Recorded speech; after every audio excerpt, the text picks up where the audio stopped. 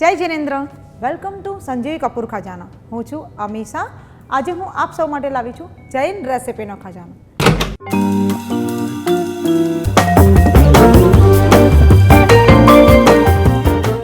આજે આપણે અહીંયા બનાવશું મેક્સિકન ડિશ જેનું નામ છે મેક્સિકન રાઈસ વિથ વેજીટેબલ્સ. કેમ કે કોઈ બી ટાઈપના રાઈસ આપણે બનાવીએ છીએ તો એની સાથે કોઈક સરસ સ્પાઇસીનેસ ફ્લેવરનું વેજીટેબલ હોય તો ખાવાની ખૂબ જ મજા આવે.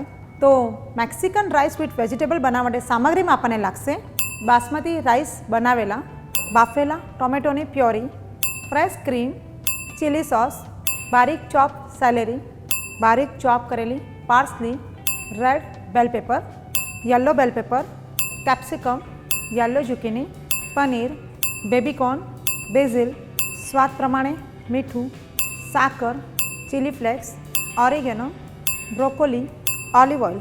તો સૌ પ્રથમ આપણે પહેલાં વેજીટેબલ્સ બનાવી લઈએ. એની માટે આપણે ઓલિવ ઓઇલ લઈશું.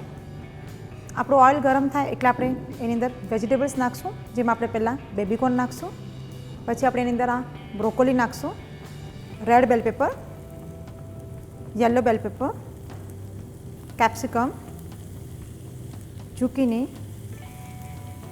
હવે આપણે પ્રોપર એને સોટે કરી લઈશું.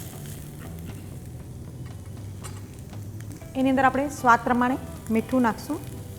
હવે આપણે એને 2 થી 3 મિનિટ ઢાંકીને થવા દઈશું. આપણા વેજીટેબલ 2 થી 3 મિનિટ સોટે થાય ત્યાં સુધી આપણે જે રેડ સોસ છે એ બનાવી લઈશું. એની માટે આપણે જે ટોમેટો પ્યોરી છે એ નાખશું. આ જે વેજીટેબલ છે એને બહુ ચડાવવાની જરૂર નથી, એ કાચા જ સરસ લાગે. આપણી જે પ્યોરી છે એની અંદર હવે આપણે થોડો મસાલો કરી દઈશું. ડ્રાય ઓરેગેનો નાખશું. સ્પાઇસીનેસ માટે આપણે અહીંયા ચીલી ફ્લેક્સ નાખશું. અહીંયા પાર્સલી થોડીક જ નાખશું આપણે.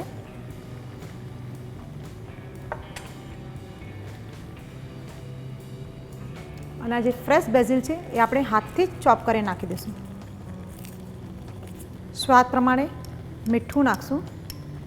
થોડું આપણા ગુજરાતીઓ છે એટલે ગળપણ તો હોય જ, એટલે આપણે એની અંદર થોડું ગળપણ નાખશું ને એની અંદર આપણે આ ચીલી સોસ નાખી દઈશું.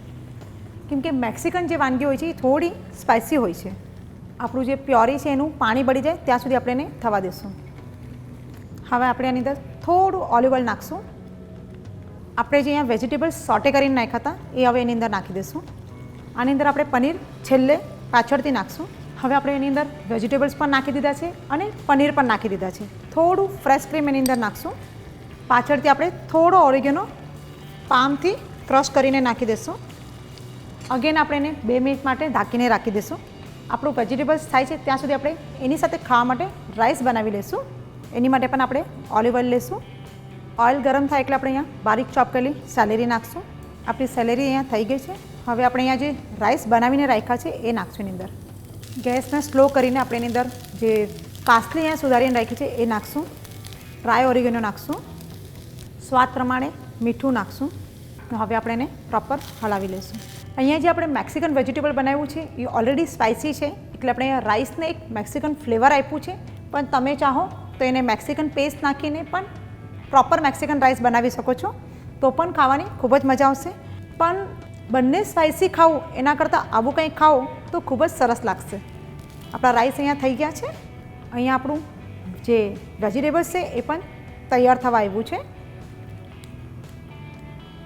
તો આપણે રાઈસને સરસ પ્રેઝન્ટ કરવા માટે એક બાઉલમાં કાઢી લઈએ.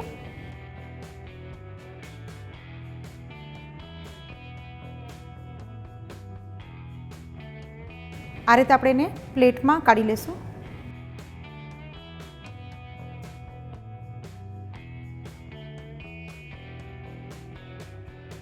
હવે આપણું જે મેક્સિકન વેજીટેબલ્સ છે એ આપણે સાઈડમાં સર્વ કરશું. આ આપણું Jain Mexican rice with vegetables તૈયાર છે. જોવામાં જેટલું સરસ લાગે છે એટલું જ ખાવામાં પણ સરસ લાગશે. તો ઝટપટ આ રેસીપી નોંધ કરો અને બનાવો.